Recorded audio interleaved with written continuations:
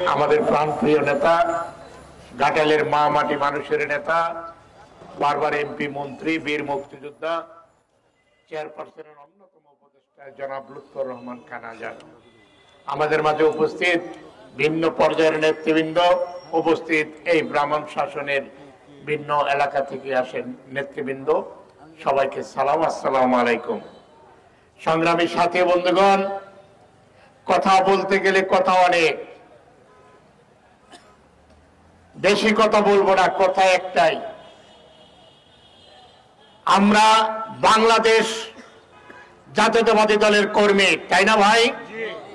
এই দল গঠন করেছিল যার রক্তে গড়া স্বাধীনতার ঘোষক শহীদ প্রেসিডেন্ট জিয়াউর রহমান বীর উত্তমের রক্তে গড়া সংগঠন।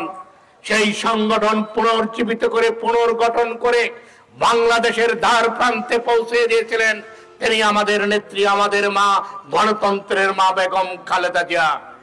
সেই তার ধারাবাহিকতায়, তার উত্তরসূরি আমাদের প্রাণপ্রিয় নেতা, বাংলাদেশের হৃদয়, বাংলাদেশের আগামী দিনের স্বপ্ন, আগামী দিনের রাষ্ট্রনায়ক জনাব তারেক রহমান বাংলাদেশকে যে ক্ষতি হয়েছে, যে বিধ্বস্ত হয়েছে, যে ধ্বংস হয়েছে, সেখান থেকে বাংলাদেশকে তুলে ধরতে হলে কিভাবে তুলতে হবে, কিভাবে গড়তে হবে, কিভাবে জনগণকে উদ্বুদ্ধ করতে হবে, কিভাবে বাংলাদেশের আইন শৃঙ্খলা এবং অর্থনৈতিক ব্যবস্থা উন্নয়ন করতে হবে, তার প্রত্যেকটি উনি আজ থেকে প্রায় 2 বছর আগে এই 31 দফা বাংলাদেশের জাতির প্রতি উনি ঘোষণা করেছেন।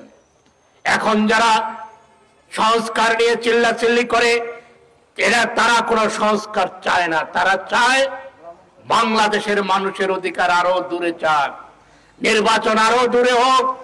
কারণ তারা জানে যদি নির্বাচন হয় তাহলে অবশ্যই আগামী দিনের নির্বাচনে বাংলাদেশ জাতীয়তাবাদী দল বিজয় হবে, বাংলাদেশের অবিসংবাদিত নেত্রী, বাংলাদেশের গণতন্ত্রের মা বেগম খালেদা জিয়া এদেশে আবার প্রধানমন্ত্রী হবে।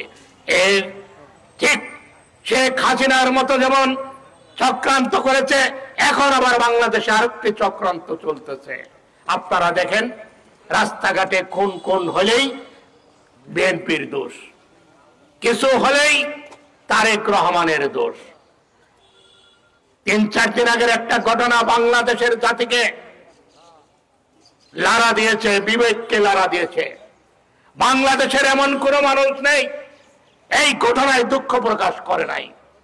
ঘটনা কে ঘটেছে, ঘটনা কোথার থেকে ঘটলো তা না জেনেই একটি মহল, একটি মিডিয়ার চক্রান্ত চলছে যে এটা বিএনপি করেছে, এটা তারেক রহমানের নির্দেশ হয়েছে।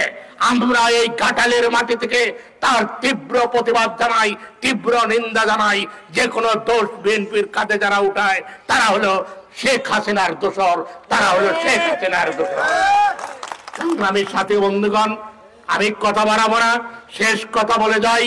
ঘাটালের বিএনপিকে যারা তছনছ করেছে, সেই ঘাটালের বিএনপিকে আবার পুনর্জাগরণ করে, আবার পুনর্গঠন করে আমরা সকলে যারা বিএনপিকে ভালোবাসি, বিএনপির নেতা, বিএনপির কর্মী, ইনশাআল্লাহ আগামী দিনে আমরা সুন্দর বিএনপি অতি দ্রুত, অতি তাড়াতাড়ি ইনশাআল্লাহ আমরা পুনর্গঠন করব আমাদের নেতা জনাব লুৎফর রহমান খান আজাদ সাহেবের নেতৃত্বে। এতে আমি আর কথা বাড়াবো না, আপনাদের শুধু একটু কথা বলে যাই। আগামী দিনের বিএনপি হবে, ঘাটালের বিএনপি হবে বেগম খালেদা জিয়ার বিএনপি, আগামী দিনের ঘাটালের বিএনপি হবে আগামী দিনের রাষ্ট্রনায়ক তারেক রহমানের বিএনপি, আগামী দিনের ঘাটালের বিএনপি হবে লুৎফর রহমান আজাদ সাহেবের বিএনপি। এতে কোন চিন্তার কিছু নাই। সবাই ভালো থাকেন, সুস্থ থাকেন, সবাইকে ধন্যবাদ। আসসালামু আলাইকুম। শহীদ প্রেসিডেন্ট জিয়াউর রহমান অমর হোক, আমাদের নেত্রী গণতন্ত্রের মা বেগম খালেদা জিয়া জিন্দাবাদ, আগামী দিনে রাষ্ট্রনায়ক তারেক রহমান জিন্দাবাদ, জিন্দাবাদ। আসসালামু আলাইকুম।